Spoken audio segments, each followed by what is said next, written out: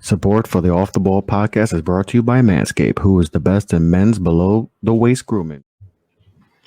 What's going on, people? Welcome to another episode of the Off the Ball podcast with me, your host, Chris LeBron, and we are brought to you by the Off the Ball Network and Manscaped. Make sure to get your Manscaped 20% off plus free shipping using the promo code Off the Ball. That is Off the Ball. So make sure you get Manscaped Off the Ball now. I got a special guest with me today, someone I've really admired and all that. So I'm really excited to have her on the show. Lauren Gunn. Lauren Gunn, what's going on today? Hey, Chris, thank you so much for having me. I am super, super pumped to be here. Like I said, this has got to be one of the sickest setups that I've seen in my time. So I'm very, very pumped to be here. Oh no, I'm excited to have you on the show. So let's get right to it. You do a few things. You co-host a few podcasts, the Blue Hardwood Show and the Gunshot, which is that's just a great name right there. So talk to me a little bit about what you do, because you do a lot of cool stuff.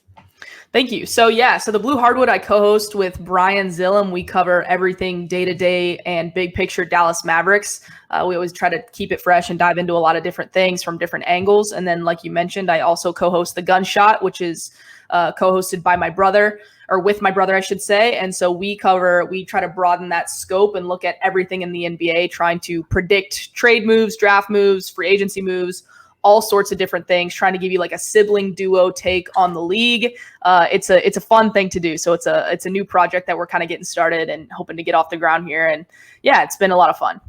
That's awesome. How is that dynamic? Doing a show with your brother. Is there that brotherly tension? Is there that sibling rivalry? How is that?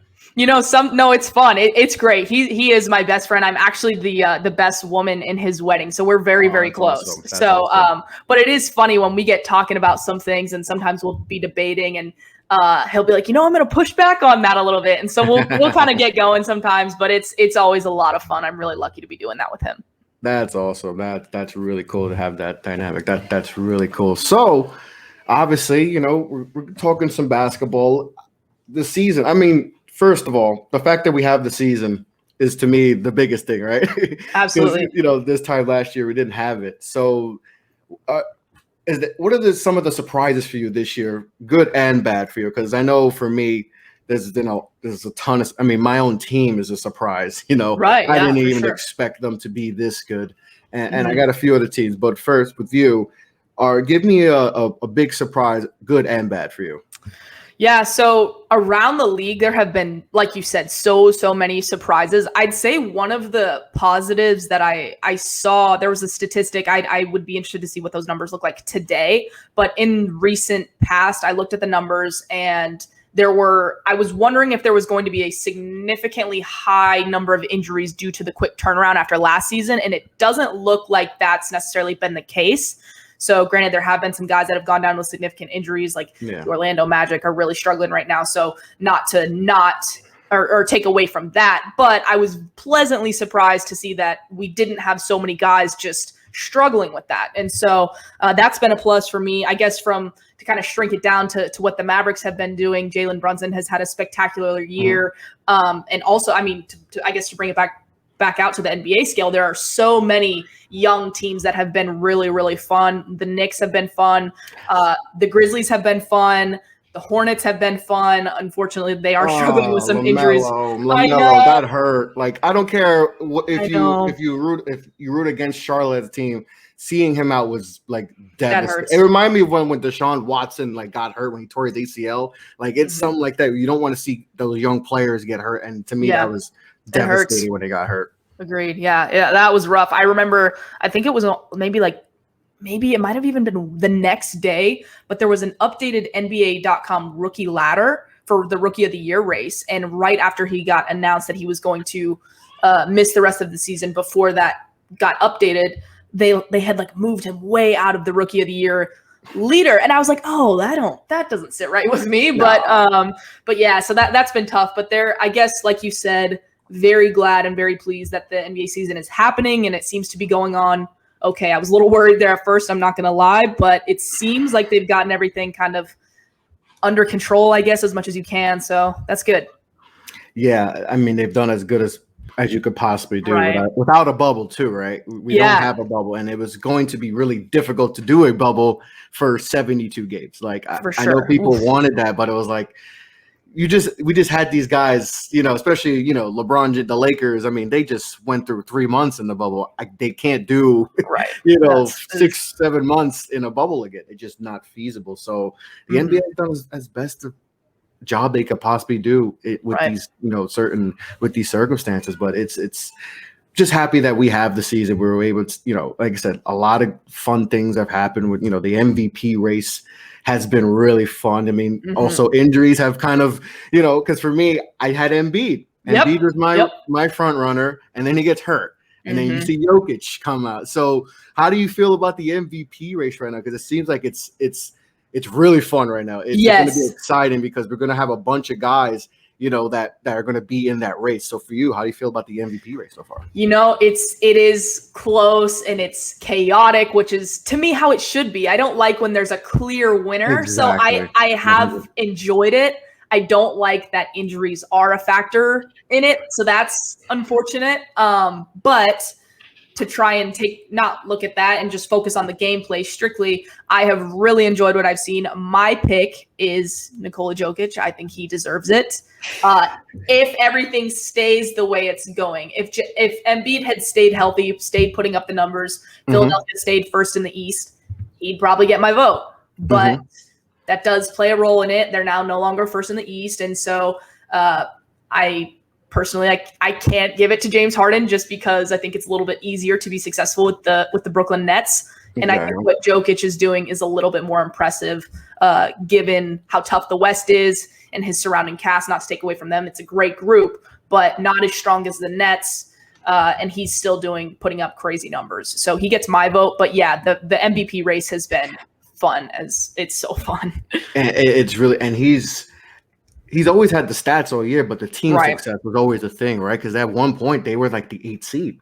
So it's hard for me to be like, all right, yes, the stats are there, but I can't give for someone who's at the 8th seed at MVP. But absolutely, since Embiid has, was out for these weeks, his play has even leveled up. And then the team success, the last 10 games, they're 8-2, and they've climbing up. I think they're right now, a 4 seed right now, and they're playing really good basketball right now. They added, Aaron Gordon and all that, and to me, that was a huge addition because they lost Grant to free agency, where him going to Detroit, and I don't think they realized how much of that was going to be tough, losing him, right? They didn't realize, for sure. And I guess they finally realized we have to find someone that could kind of fill in that role, and he's definitely done a great job so far, but also, we talk about parity with the MVP race, parity in the NBA, period. Like, I don't know, like everyone says the Nets, the favorites, but we don't know the hell. Yeah, I am not by any means saying that this year is a wrap. The Nets have got it. I don't think that that's the case at all. They are very top heavy, but again, there are some teams in the East that if I'm the Nets, I don't want to face. Yes. I think that they expose their weaknesses. And so personally, given how extreme the buyout market has been specifically this year, I would really like to see Brooklyn have to face Philadelphia, have to face Milwaukee. I think that could potentially expose those weaknesses, and those could be really, really solid matchups. What do you think can trip up the Nets other than health? All right, that's always going to be number one. But on the court, if let's say everyone's healthy, is there something that you think that can trip them up on their way to possibly getting to because I had them even before all the trades they made, I had them going to the finals because you have KD, you got Kyrie. To me, KD just right there. I mean, that's to me, he can get you to the championship on by himself. But do you think there's anything that could trip them up on the way to getting to the finals? Because they got 3 of the top 15, maybe 3 of the top 10 players in the world, maybe 3 of the top 5 most talented players in basketball. Do you see any trip up along this way?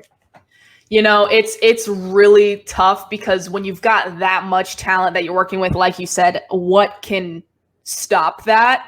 The only thing that I see getting in their way and taking them down is elite opposing big men. And the reason I go back to Philly if they're healthy, and the reason I go back to Milwaukee is if you're Milwaukee, you put Drew on Kyrie, Chris on James, Giannis on KD. And then if you're Milwaukee from an offensive standpoint, who's going to lock down that paint to keep Giannis out of the paint? Is it going to be like DeAndre Jordan, Nick Claxton, Jeff Green? No, none of those guys are elite big men defenders. So you might be putting up 140 points if you're the Brooklyn Nets, but if the points in the paint, if you're losing that battle, the rebounding battle, the second chance point battle, like that could be a huge problem. And if Joel Embiid is healthy and playing the way we've seen him play this year, that could be a huge problem for Brooklyn. So that's what I want to see happen. I want to see how they counter that and what they do to try and stop that and slow those guys down as much as you can. But yeah, to me, that's the only thing that can get in their way. Like I said, when you're dealing with that much talent, it's really hard to get beat 4 times.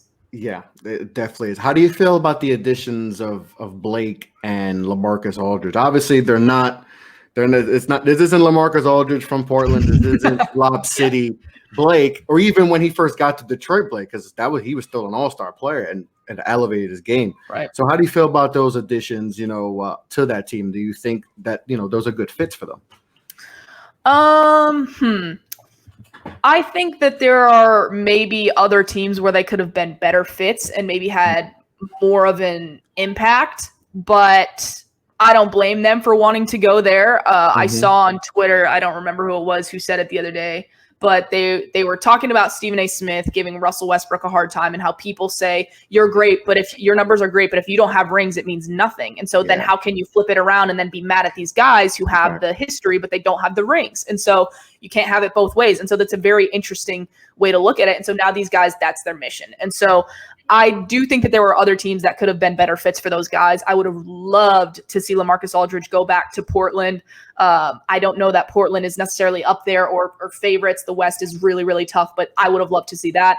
I also would have loved to see, I was pushing for Blake to go to Golden State. It wasn't going to happen, but they have a really, really good medical staff over there. And to see him kind of work on that outside game and transform his game to kind of extend his career and preserve the longevity of it, I would have loved to see what that looked like, even though that just wouldn't have made sense for him to go there. Those were the 2 outcomes that I would have loved to see, but I'm not surprised they ended up in Brooklyn. I also thought LaMarcus Aldridge was going to end up in LA, but obviously that didn't happen. So I don't think best fits. Short answer, I don't think they're the best fits, but not surprised. And they'll probably get a ring, so they'll probably get what they were going for. I don't want to see that at all. I don't either. I don't either. It's bad enough that, I'm living in New York and other side. I can't see them winning a championship. I'm going to hear you're going to see Nets fans come out of nowhere. Exactly. I don't want to see that. My Knicks are trying to rebuild. I can't see them, and maybe winning again next year. We don't need that, I'm with you. Let's try to take them down before they, NBA. Let's do it. Hey, you might even get a Knicks first round. So, that could be fun. That'll the city will. I mean, the city is maybe locked down right now, but you're gonna have to open it up if you got that'd be nuts. Because tonight, even though like everyone in the Nets is out pretty almost, but it's really a lot of activity going on in New York right now. Yeah, it's definitely especially with the Knicks playing good, it's definitely turned up that rivalry, because it's been MIA, but it's definitely turned up. Is it for you? Who's your biggest disappointment this year? Because we got a bunch of teams that just haven't lived up, but for you, who's that biggest disappointment? That's really tough. God, that's really tough. I kind of want to say Toronto, and it hurts me to say that, but the fact that it was even on the table to send out Kyle Lowry and Norman Powell, like that hurts me for them. And Pascal Siakam has struggled a little bit this year. So for me, when it gets to a point where you're considering even semi blowing up your team, that's pretty disappointing. So there's plenty a case for my Dallas Mavericks being one of the biggest disappointments. Early on, it was they're turning. We have your pick. The Knicks have your pick. You do. So I was at one point we were top 5, and I was like, oh, maybe this season might go better than expected. But early on, it definitely, especially Porzingis, being banged up. And I know a lot about Porzingis in New York and the injury stuff, but it was tough early on. But obviously, Porzingis being healthy, Josh Richardson stepping up, playing better, that's definitely helped. So the Mavs early on were definitely struggling. Another team, Boston too. I mean, Boston's a great one. Or unfortunately, that's been tough to see. I have had so many conversations with people about how Boston missed their opportunity this offseason to go out and get that big. Miles Turner would have been a great option, and he was available. Perfect. He was available. You had the assets, and they didn't seize the day, and so that sucks. But you hate to see missed opportunities, because what can you do? All you can do is kind of look at the front office and say, well, what were you doing? You had it's essential to hit on these windows when players are available. So I mean, that's happened to that. I'm with you there. So but Boston is another big one for sure. And like you said, they just needed a piece like Miles Turner. I didn't think they needed to go get Karl Anthony Towns or anything like that, right? Joel, whatever, some of these crazy names you heard in the offseason. Miles Turner would have been perfect. A guy who can protect the rim and hit perimeter shots. And they got greedy. Danny Ainge got greedy. He said, I want TJ Warren and Depot. And they're like, all right, well, that's it. Well, we're going to close the book on that and good luck. And we're going to move on. It's like, it feels like Danny Ainge, everyone gives him so much praise, right? Oh, you finessed the Nets. You did all this. You got all these draft picks. You're able to flip with the Sixers to get, Tatum at 3 instead of, and it feels like they're stuck. And now I believe they're under 500 right now, struggling. I know COVID, there's a lot of factors into it. For sure. Like COVID stuff, Tatum, a lot of guys have been in and out, but still it feels like they're missing out. I mean, Tatum was in his rookie year, Jaylen Brown second year, and they made it all the way to the conference finals, game 7 against LeBron, and with a chance to win the game to get to the finals. And they just feels like they're squandering that opportunity. Sure. It doesn't make sense what Boston's doing right now. I don't get it. Yeah, and personally, I was not a fan of the Evan Fournier move at the deadline. I know there were some eyes on Harrison Barnes. There were some eyes on Aaron Gordon. And even those would have been solid moves, but even that, like, you need a true 5. You need a true 5 to lock down that paint in the East. And so it was just, what are we doing here? And so I know a lot of Boston people that were not too thrilled that move wasn't made. Evan Fournier gives you some depth, but you don't need production. You need a big. You need a big. And like you said, they had Miles Turner there. I talked about this so much on all the shows I've done. They had Miles Turner. To me, that would have just made a huge difference, but they squandered. Listen, I'm happy. They want to squander, let them squander it. Yeah, that's not my business. It's not my business. Hey, you want to do that? Because listen, we're right ahead of you in the standings as far as Knicks. But but just as a fan, you're like, if you're Danny Ainge, how do you squander this? Like, you had like you said, the window can just close like that, and just because you have 2 young guys doesn't mean that you just can't try to. I know maybe the Kyrie. I know, and I've heard some people say, well, he did the Kyrie trade a few years back, and that kind of messed up everything. And it's like, you still got to be able to go after it. You just can't get back. Yeah, there are always moves to be made, and if you have picks, I mean, look at what Portland did with Robert Covington. Like, they gave up 2 first-round picks to go get Robert Covington because they felt like he was essential to their success, or if they were going to take a step up without moving off of CJ, they needed to go make that move, and were willing to part with 2 first-round picks. And so you've got to be able to make those tough decisions if you already have your core or your duo or even your trio, if you want to throw Kemba in there. So I don't know how that doesn't get done, but then again, I'm just a podcaster. I know, right? We're not GMs and all that. Right. But sometimes I'm just like, there's certain moves where you're just like, all right, I may not know everything, but it's like, you got to do something. Yeah, exactly. Like, you got rid of Daniel Tice, right? He's gone. Like, all you have is Robert Williams and Tristan Thompson. It just, I don't know what they're doing in Boston. I don't. And Kemba's declining, right? That contract is looking bad right now, right? Bad knees, and it's like, oh wow, like they may be a bigger mess than we ever thought about, because everyone thought Boston was going to be they're going to be in the finals, they're going to be high level conference finals, and now they're battling to stay in that play-in game. Right now they're 500. They're below the Knicks. Yeah, You it's know, I didn't think that would happen. You know, it's just crazy. Mhm. But sometimes is you just crazy. gotta cap it. You gotta take those chances. And it feels like Danny Ainge is just, you know, it feels like he's at OKC. It's like, no, you have Jason Tatum. You have two Right. all-stars who are averaging 28 a game. You need to go after it. But That's right. you know, I'm with you. he's sitting. Also, another team, the Pelicans. I was Yes. super high on New Orleans, like probably like way too high on them. Like I was like Yeah. top 4 seed. Like I'm all on the Zion train too. You like it? Okay. I'm all Zion. Like I'm a Zion mark. But I was also high on but you know, it just hasn't worked this year at all. I thought they had the point guard Lonzo. They drafted the kid out of Alabama. Like they had shooting. They had they had 2 scorers. They just added Steven Adams.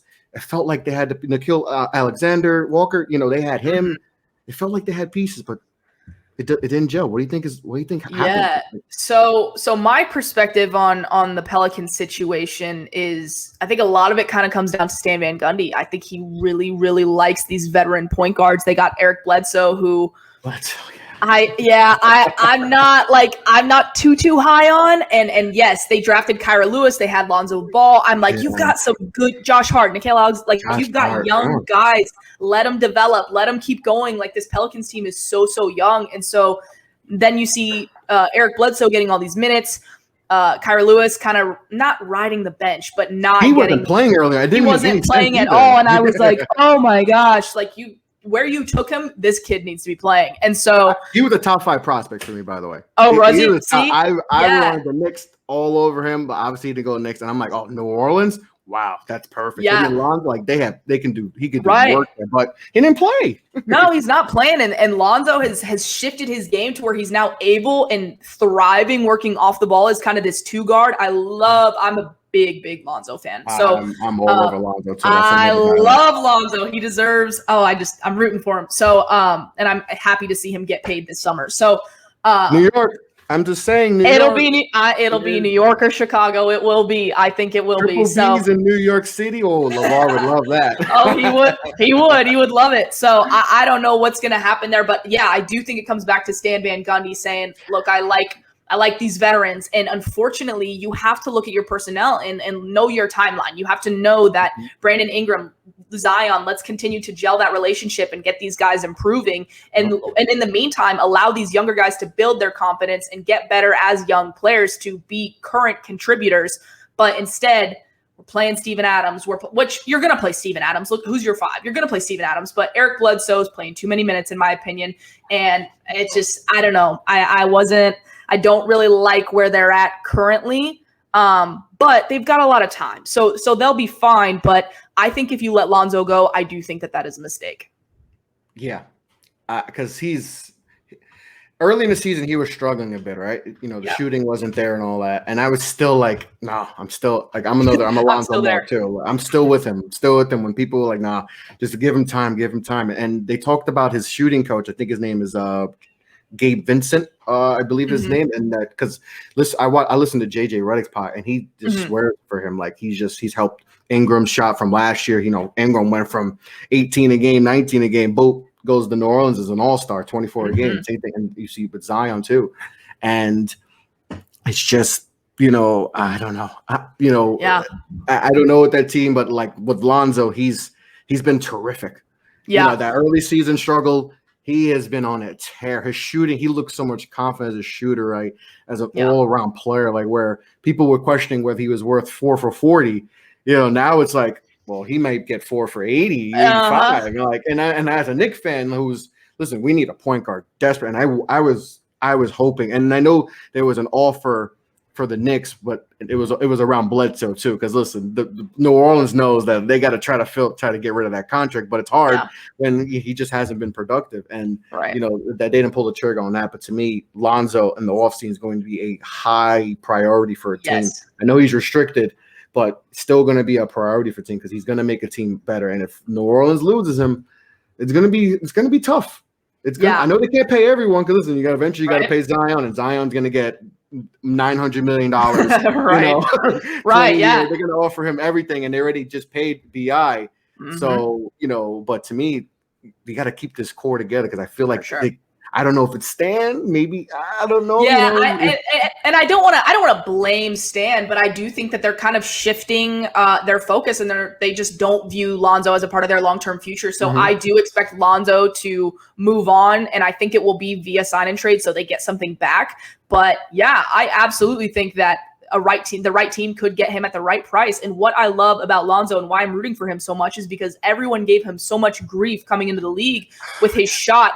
And not only has he improved as a shooter, but he has completely changed his shot mechanics. Like his shot, it's so much more clean. There's so much more confidence. And so it's just been amazing to see him, what he does. And so, I'm not saying that he's going to be like your next, I don't know, but I'm not trying to overhype him, but this dude, you cannot knock the improvement that he's given you and where he's going to continue to go. And so whatever team gets him, if it's the Knicks, they're going to be a very lucky team. I tweeted that out last night when he set his career high for 3-pointers made in a game. And so, it could be New York. And I don't think that would be a bad fit, and I definitely don't think Lonzo would be mad about it. So we'll see what happens. It would be a perfect fit. Like I've been on Knicks Twitter screaming at the top of my lungs, like Lonzo to New York, need to make it happen. Like the Knicks play very slow.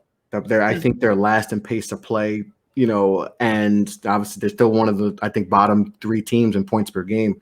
I think Lonzo just adds another dimension to this team that helps RJ, helps Obi Toppin, if Mitchell Robinson still here, helps everyone. And it takes the load off Julius Randle, who's been an absolute monster this year. So we'll see what Lonzo, what he gets this offseason, but he's going to be an intriguing piece. And he's young. He's only 23, 24. Like we forget guys to get better still. Like, Yeah, exactly. Letting him go is a big mistake. Yeah, it's going to be a big mistake for New Orleans, but they've made a lot of questionable decisions. So that is true. Very true. We'll see. All right. So let's talk about your Dallas Mavericks. All right. Obviously, we talked a little bit about them earlier in the show. We talked about how they had it was a little shaky start, right? It was, like I said, it was Knicks have their pick. So, Knicks Nation was kind of really happy when it started, but we all knew that it was eventually, once guys get healthy, like I said, a lot of COVID stuff and all that, right? And Porzingis being hurt, they'll get back. And you guys have definitely played better. So for you, how's the season to date right now for Dallas right now? How's it looking for you? That's a tough question. Because I do think overall for the season we have underperformed, and there is definitely disappointment. What was your expectations for this team coming into this year? I was expecting 4 or 5 seed. With how good Luka was, I was expecting everybody watching Dallas said, you know what, this team got better than it did last year. Like our biggest concerns were getting better defensively, and we have prioritize that. So we are going to be a better team. Obviously the loss of Seth Curry wasn't like that offensive impact was not anticipated. But we did think that Josh Richardson, while he wouldn't necessarily be as elite of a shooter as Seth, we thought that he would still be able to give you that night in, night out boost and be solid next to Luka in that starting lineup. So he has been a little bit inconsistent. He's kind of starting to find his role a little bit better, but still that has been very disappointing for me because I don't think it's worked out quite how Dallas had it envisioned, which hurts. That really, really hurts. And so and then obviously you have Porzingis who doesn't play on back-to-backs always. And so and some games he goes off, him and Luka are firing on all cylinders, and it's like, what do you do? But that doesn't happen very often. We haven't seen that too much this season. So that's been a bit of a struggle. I'm still on the Porzingis train. I'm still rooting for him. He signed a long deal here. So I know a lot of Dallas people are out on him, but I'm not. You got to be patient. This isn't 2K. So I'm trying to stay patient there. But I don't know. It's tough. I talked a little bit earlier today about what teams I don't want to see in the playoffs. And it's really any team that has an elite big I don't want to go up against. I have no problem going up against the Clippers. I have no problem going up against the Phoenix Suns. That's not a knock on Ayton, but I like how we match up with them. Not that we have necessarily a bunch of advantages, but I think it's relatively even. And same goes for Portland. It's a matter of offensive talent versus offensive talent. So both teams are terrible at defense. And so that's kind of where I'm looking. So Dallas, trade deadline came and went. The buyout market for us is not, I don't think that there's really a whole lot and anything's going to be changing for Dallas. So I think overall the season has been a little disappointing, but Luka's having another year, showing people that he's a better shooter. Like, he's just getting better. And so our time isn't here, but it will be. And so it's just a matter of staying patient and getting these relationships to continue to build, because you want to keep Porzingis healthy. So as much as people are saying, why isn't this dude playing? Availability is the best ability. This is a huge problem. I'm sitting here saying, if you play this man every single night or 90+% of games and he has another major injury, you're looking at him like John Wall. You're looking at him like DeMarcus Cousins. Like, he's done. You've signed him to this 5-year deal, and your long-term plans are out the window. So health is if you're the 6th, 7th, or 8th seed and you have to deal with the play-in game, but Porzingis is healthy, that is a win for me. So you got to be patient. Yeah, I think people forget that Luka's only in his 3rd year in the league, right? Which is kind of crazy. It feels like he's been around for a decade, but he's only in his 3rd year in the league, which is scary, right? Like, he can get better too, which is another scary thing. But it's like you said, you guys deal with a lot of injuries this year. Like I said, inconsistent play for some guys. Still a 7th seed. I mean, you're 27 and 21. I mean, and in most years, right, we get the Lakers would be the dominant team, Clippers, like. But with last year, we don't know. We don't trust the Clippers, right? Even in that first round series in the bubble last year, you guys gave it to them, right? It was a bad. Right. We were a very broken team too, and we took them to 6. If Porzingis is healthy, we might talking about they may have lost in the first round to Clippers, and there's more craziness going on with. But the West is also wide. Like right now, the matchup would be, let's say you guys win the play, you're 7th seed, you're going against the Suns. I don't know. I like Dallas in that series. I'm not tough. saying even though Phoenix has played great, the defense has been on point. Obviously, Booker, Chris Paul, Mikal Bridges, they have so much talent, right? But it would not shock me if Dallas beats them. Right, like it's close. You can't that matchup right there. Even though you've got 2 and 7, they match up nicely. And same with Portland. Like if you're looking at not necessarily Dallas versus Portland, but Portland can go up and they can take somebody out. And so for us in this playoff race, we were trying to chase Portland and chase Denver, but both of those teams got significantly better at the deadline, and we made a move that was good for us, but it did not elevate us the way those moves did for Denver and Portland. So I have accepted that we will likely be the 7th seed. And so as long as I'm not playing the Lakers or Denver, I'm okay with that. But yeah, so I think Utah, that would be pretty bad for us. But just because the size is a big problem. But yeah, Phoenix, like you said, that would be a good matchup, and nothing would make me happier than to take on the Clippers. I cannot tell you how happy that would make me. Even like that would just be a series for. It'd be a tough one, and so I don't know. I'm all for the challenges. These are the times that you have to go through to get better as a team, and you got to remember these losses that hurt. That's what makes you better as a player, and as like a champion in the long term for your overall career. So sometimes you got to go through those things, but I want the tough games. So we'll see what happens. Yeah, you want those tough games, and like even with the Knicks, like right now we're a 7th seed right now, and we're taking on Brooklyn. Like I want that. Yeah, I want that matchup. Like, yeah, we might get swept. But I want to see that. I want to see them in these high-profile games, and that's what you want to see. Like that. Like look at the Clippers. You guys played the Clippers. Like that was a fun, intense. Like that. The Clippers were a finals favorite, right? And you guys took them 6 games with injuries too, right? Even Luka was banged up too. Right. So you want to see these matchups. Sure. Right, yeah. Porzingis got tossed in game 1 over a controversial double T, and when that happened, I cannot tell you the outrage Mavs Twitter had, because Bubble Porzingis that's our guy right there, and so he was all bubble team. he was doing things in there, and so the fact that we didn't have Jalen Brunson, we didn't have Dwight Powell, and so we didn't have Dwight Powell, who isn't necessarily like a starter or an elite player for us, but we didn't have any bigs in the bubble, none. And so that was really, really tough. And then when you don't have Porzingis for every game, that also hurts. So going back up against the Clippers, like it is a tough matchup, but it's not one that I wouldn't welcome. So yeah. And then for New York, like you said, what I love about watching young teams is that they have nothing to lose. They go out there and they play so hard, which is why like when I'm watching the Mavericks and we had early games against Chicago, and we had early games against Charlotte, and we dropped the ball because those teams went out and they outplayed you because they played harder. So these young teams, you cannot underestimate them. And sometimes that's what happens. And then you miss on an opportunity and that younger team gets the best of you. So you cannot discount any of the young teams just because they don't have experience. Yeah.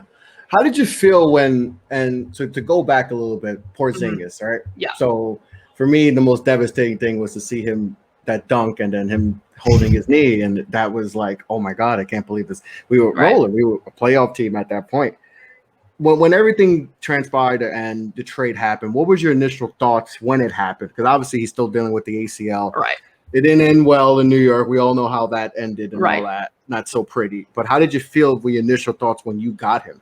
So I will say, to kind of give you a little bit of background, there was a video that came out when the NBA, I forget what the event was, but it was an NBA Africa event, and there was film of Dirk and Porzingis doing like this little warm-up routine in practice. And when I saw them playing or just like shooting around next to each other, I was like, man, wouldn't it be so cool if Porzingis was a Mav?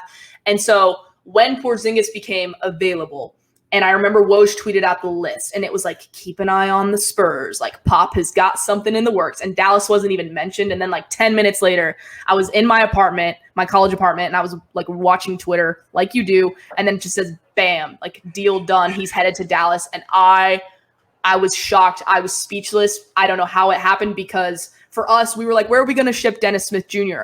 Are we going to get Evan Fournier in return? And Dallas fans were like, we don't want Evan Fournier. And so to be able to turn that into Porzingis, some fans had a sour taste in their mouth with DeAndre Jordan. And some fans they were like, we love Wesley Matthews, but he's not going to take us where we need to go. So when we got Porzingis, we were like, this is huge. Send the picks. We don't care. We have Luka. We don't care about the picks. We need a star next to this guy. So looking back, even with the injuries, even with the inconsistency, that's a move that Dallas does 10 times out of 10. And I'm not sure it's a move that New York doesn't do 10 times out of 10, because look at them now. They got 2 first-round picks and a really, really solid draft. And look at where they're at. They've got a lot of nice young pieces. So I think, strangely, even though at the time we were like, man, we just fleeced the Knicks.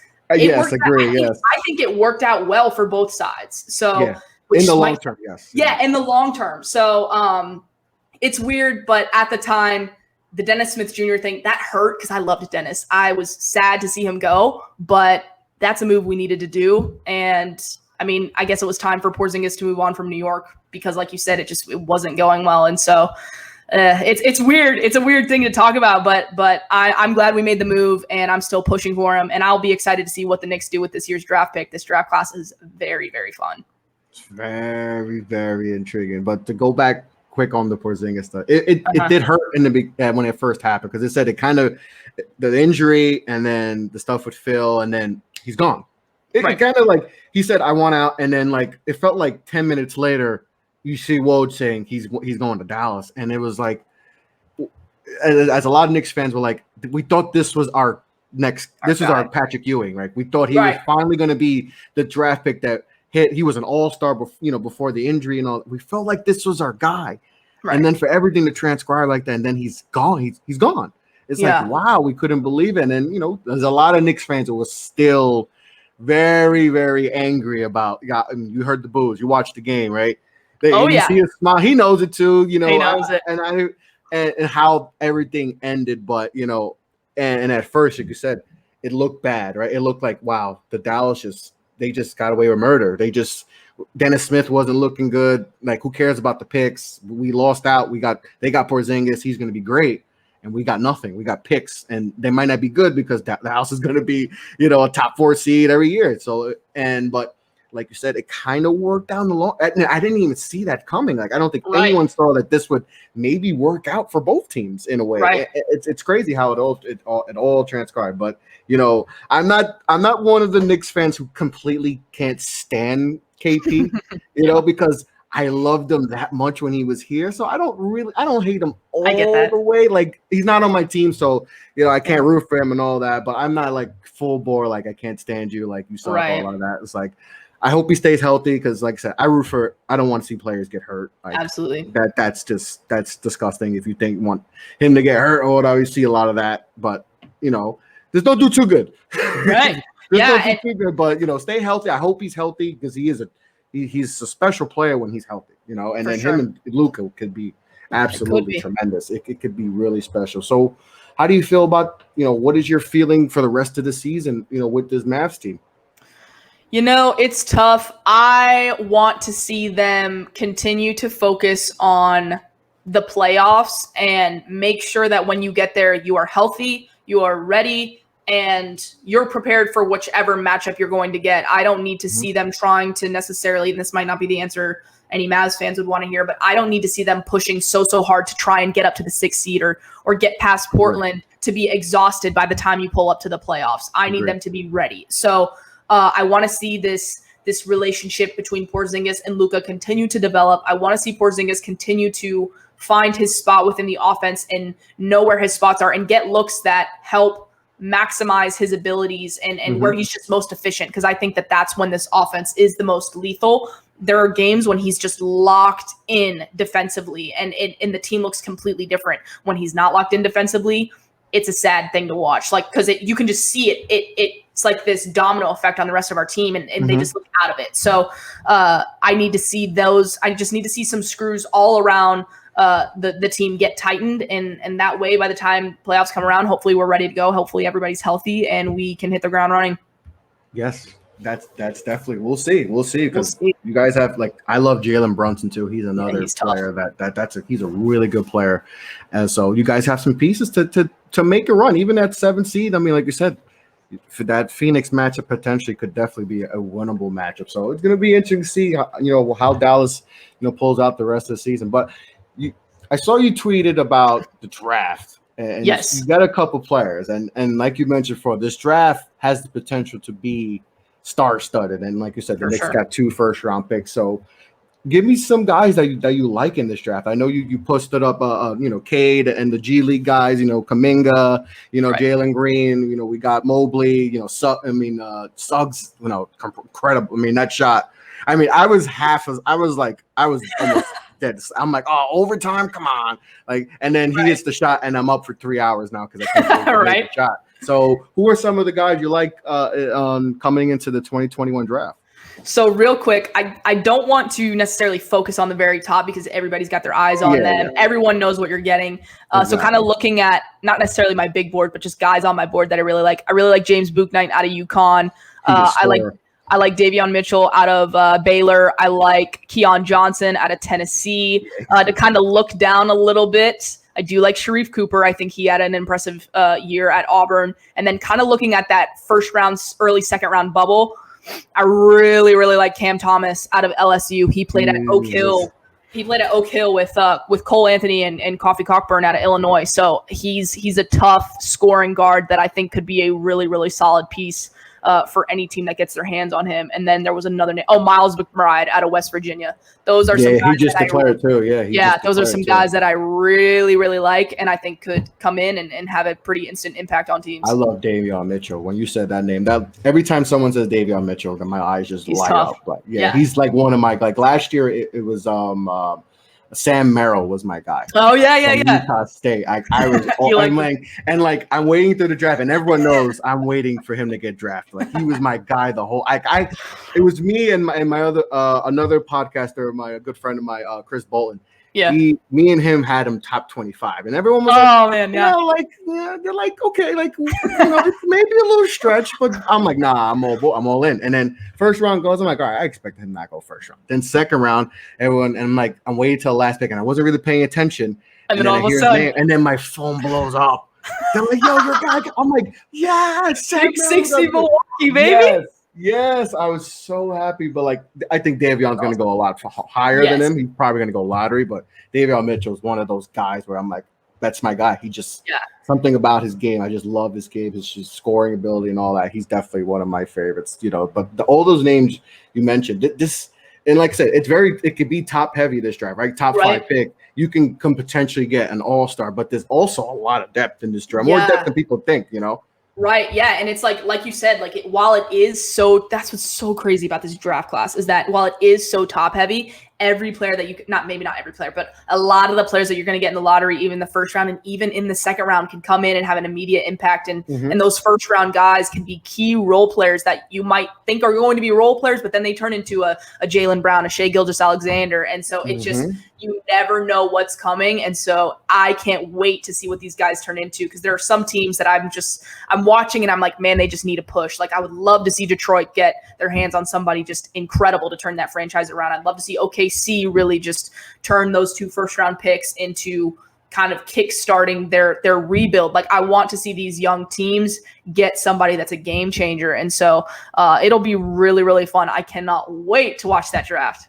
Yeah, I dove in so much in the draft last year. I had a bunch of guys on the draft just talking, and it's just, I saw last year, but in the back of my head, I was like, oh, 2021. 2021. Like, that's right. It's like, I don't want to go ahead, but like 2021. Everyone was like, I'm tired of 2020. It felt like they were evaluating for a year. It's like, let's get to 2021, because there's just, you can get someone in the second round that could be like, there's guys like BJ Boston from Kentucky. Yeah. Right? He was supposed to be like a top 5 pick. He was a part of that big 5 in the beginning. He was. And his play wasn't, he struggled a lot at Kentucky this year, but there's a lot of reasons. They dealt with a lot of COVID stuff. It was a weird year. And listen, and I talked about this a lot on my show. College is a different game. It feels like you play high school and then college is a different thing, different world. And then NBA is more suited for a lot of these guys. For especially for like a BJ Boston, I think he would feel better in the pros than he did at Kentucky, right? Because you're playing more half court. It just didn't seem like it fit his style. So you might get a BJ Boston in the 20s. And that's what I love, because sometimes you see these guys even Emmanuel Quickly playing for a very, very solid basketball factory. Yes. And he falls, but then he gets into the league, gets in playing in a different game, in a different environment, and look at how he's excelled. So yeah, exactly. BJ Boston, even though maybe his game wasn't what people expected it to be production-wise in his time in college, but that doesn't mean he's not going to hit the ground running in the league. So I love seeing these guys get their shot and go out and make the most of it. And so he is absolutely a guy that I think could maximize on that opportunity. And any team that might not have a first round pick might maximize in that second round and say, look who we just got in the second round on this second round's money. Yeah. And we're like, that could be huge. And so you never know. You never know. Yeah. And if he falls and I don't think he'll fall, because I think his talent is alone a first round pick. But if you get him in the second round, I mean, that could be an absolute steal. That could be an absolute steal if someone gets it. But like I said, this draft is really loaded. Like, you can get a lot. Like I said, the Knicks got 2 first round picks. I'm excited to see, what they even do. Like, I don't know what route they're gonna go. Like, are they gonna keep the picks, or are they doing package them to get someone? We don't know who. There might be guys that are available, in the off season. So that's something to look out for the Knicks. Do you think I know Bradley Beal, and he's been a big, he says the right things, right? And he says that he wants to stay, but I have a feeling that he could possibly be available in the off season. Do you see any names like that possibly being available in the off season? Because I think I got a hunch that he might be available when we get to the off season. So first, I want to say, in regards to Bradley Beal, I know he said he wants to be there. He doesn't want to leave. Like, I don't buy it. I don't buy it at all. I'm not really sold on that. And so I think if a team puts together the right package, you can get your hands on Bradley Beal. But you never know which names are going to come out of the woodwork. So as far as who I could potentially foresee being available, that's really tough.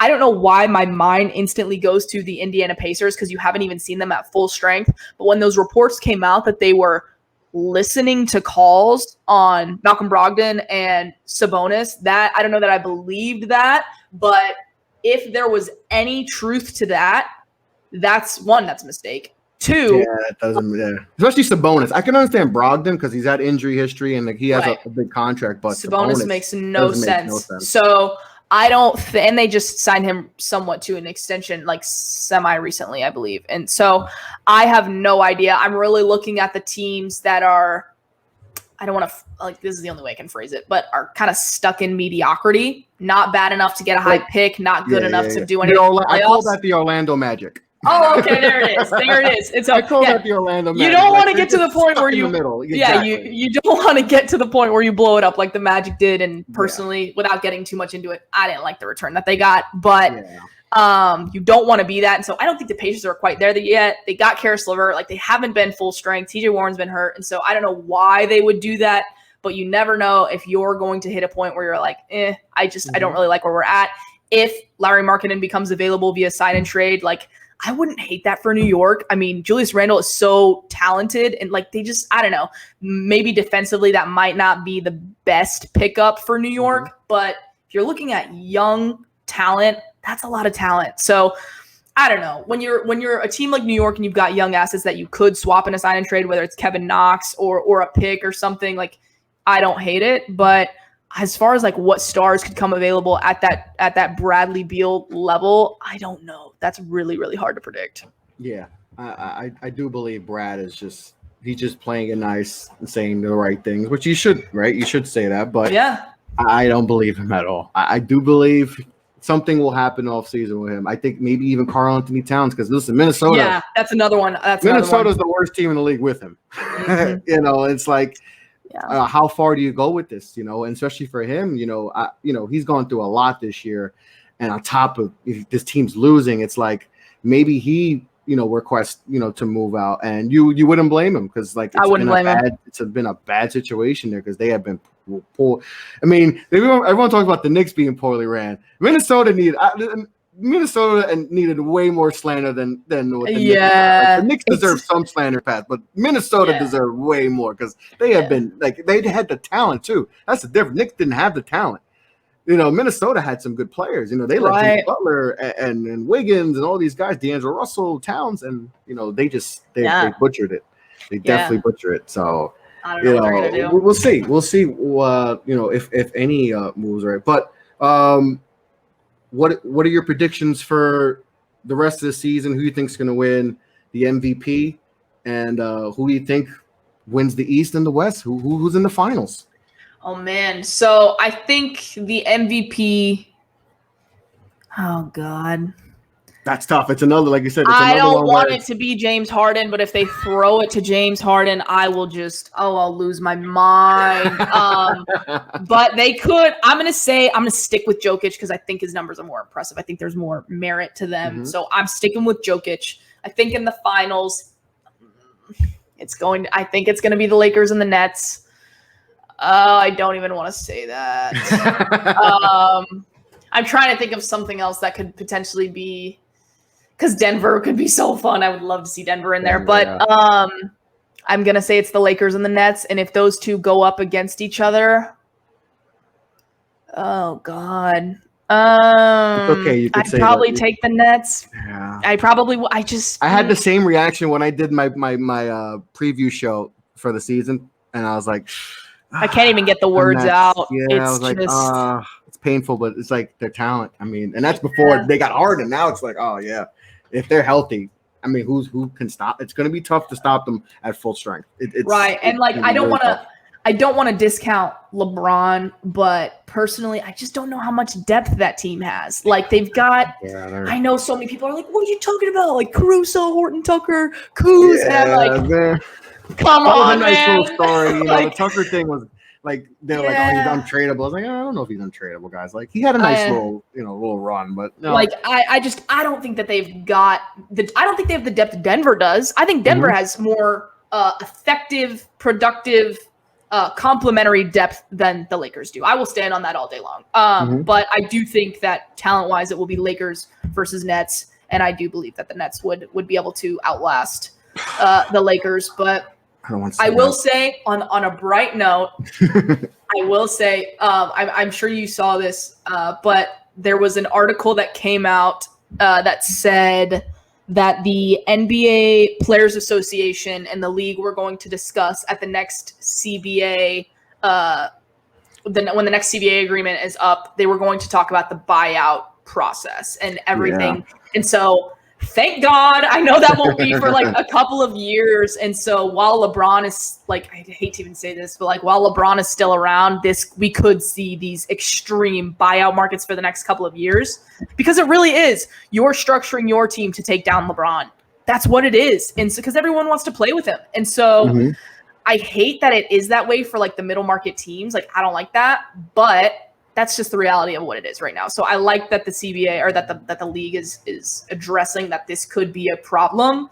But I don't know. Because if a guy gets bought out, like you said, LaMarcus Aldridge or Blake, we're like, all right, they're either going to go to the Lakers or they're going to go to the Nets. They're going to go to the top heavy team. So, there definitely should be something, because it's like, it's not and they got LaMarcus Aldridge too, Brooklyn. Like that, it's kind of crazy how they can get both of them, Right. Yeah, and they almost got JJ Redick, and there was a brief discussion of a buyout with John Wall, and like, oh god, yeah. So because if John Wall would have got bought out, he definitely going to the Lakers. He probably goes to the Lakers. I bet he would have gone to the Lakers, and so it could have just kept happening, and like it could have been like, bye, you're waived, you're waived, because we want this all-star team of vets, and like, oh god, I would have just lost my mind. I'm already losing my mind, and so it just, I hate it, but sometimes that's just, you just got to roll with it and adjust to it. So we'll see. And like I said, JJ wanted to be in Brooklyn. He pretty much said he wanted to go to Brooklyn without saying he wanted to go to Brooklyn. So like Dallas, they made the trade for him, and we'll see how that goes for him. But it was, the buyout market could be it could be overrated, but then like you said, like we got, everyone wants to go to two teams, and it's crazy. That's where and I know Blake and LaMarcus aren't like all-star versions of themselves, but those are still pretty functional players. Those are pretty solid players still. We just saw Blake dunk. He didn't dunk in like 2 years. It's still something. So we'll see how that goes. But I got a few more things before we sign off, and I appreciate your time. Absolutely. This has been a lot of fun so far. So I want to get, and I've had a few Dallas Mavericks fans on the show. Mavs Draft was on the show. We talked about his all-time starting five of Dallas Mavericks. So I want to get your all-time five Dallas Mavericks. Okay, well, first we're gonna do a small ball lineup, because the Dallas Mavericks do not have 2021 basketball. Here we go. So at point guard, I have Hall of Famer Derek Harper. Of course. At the 2 guard, I have Jason Kidd. He was a point guard for us, but I'm gonna put him at the 2 guard because he got us our ring. So, and then at the 3, I've got Rolando Blackman. Of course. The 4, we're going real small. I got Mark Aguirre, and then at the 5, I got Dirk. Oh, that is real small. How's the defense? It's not good, but our 5. I think that is our. And I also have a second all-time starting 5 for their actual positions that they played, if we have to do it that way. But for me, as far as historically, who is the starting 5 or the all-time 5, it's got to be those 5 for me. Who's the 6th man? Who's coming off the bench? Oh God, that's tough. I have to throw it at. Michael Finley. It's between Michael Finley and Jet, but Jet, like, I think Jet. Jet is the 6th man. He is the Dallas 6th man. So and what he did in the finals against that team, against that Miami Heat team, like, that's forever. I'll never forget it. Forever legendary. And just that finals period. Crazy. We talk about super teams and all that, and Dirk slayed a super team. Like, that entire playoff run was insane. Just if you go back, if anyone listening to this is unfamiliar with the teams that underrated Mavs team beat in the first round, they played the Portland Trailblazers with LaMarcus, Brandon Roy. Like, they had a full Andre Miller back when they were tough in the West, and a lot of people predicted Portland to win that series, and then they went on to play the Lakers. And it was Kobe's Lakers who had just won twice. And was that Andrew Bynum when he elbowed? Oh, yeah. Oh, yes, it was. I hated him, Matt. I love JJ Barea. He's my fellow Puerto Rican, so I love JJ Barea. So, but when he elbowed him, I was like, "Yo, get!" I never want to see Bynum again. Like, no, that series was insane, and so the fact that we swept them was like, that was kind of the moment where you were like, "Holy crap!" And then we went up against the OKC Thunder with Russ, James Harden, and KD and Ibaka when they were just like they were tough. That was a tough matchup too. And so to take them out and then go against Miami was about as tough as a run as you were going to get. And so for them to outlast that, woo. Yeah. If we're going to win one, I'm glad it was that one. Yes, that was fun. And you took down the Miami Heat, so that was the best part. It was the best part.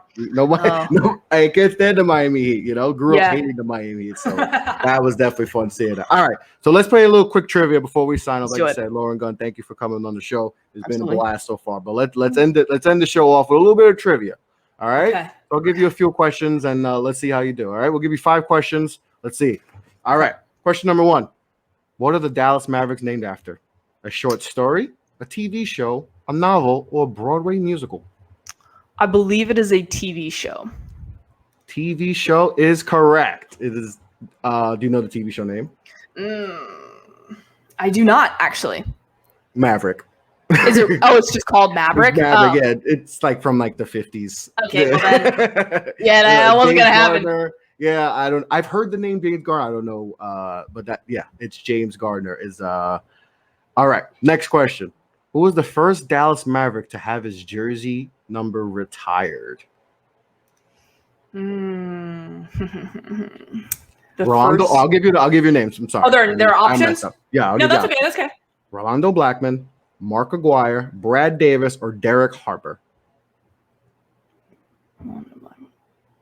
I think it was Brad Davis. Is that your final answer? It's either what'd you say? Mark Aguirre, Rolando Blackman, Derek Harper. Brad Davis.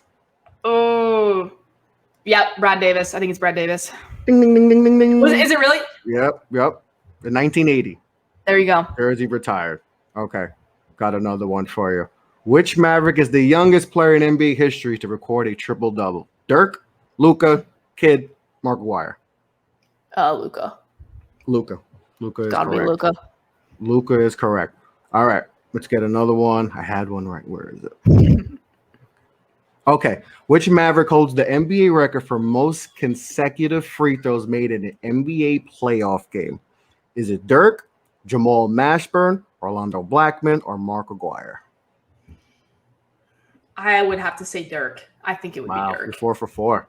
All right. You're killing it. Let's go. You're killing it. All right, last one. Who was the first Dallas Mavericks head coach? Oh, God. Oh, I've heard Donnie this Nelson, question. John McLeod, Richie, I can't say his, Abu Adubado, okay, or Dick Moda. This is the last one. Let's see if you can finish 5 for 5. I've heard this question before, and it's either the third one or the fourth one. I think it's the last one. It's the last one. Dick Moda? Yeah.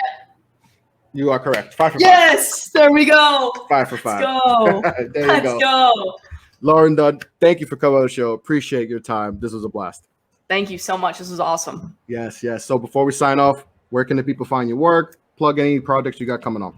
Yes, so you can follow me on Twitter at LGunn with 4 N's. All my work is linked to that Twitter.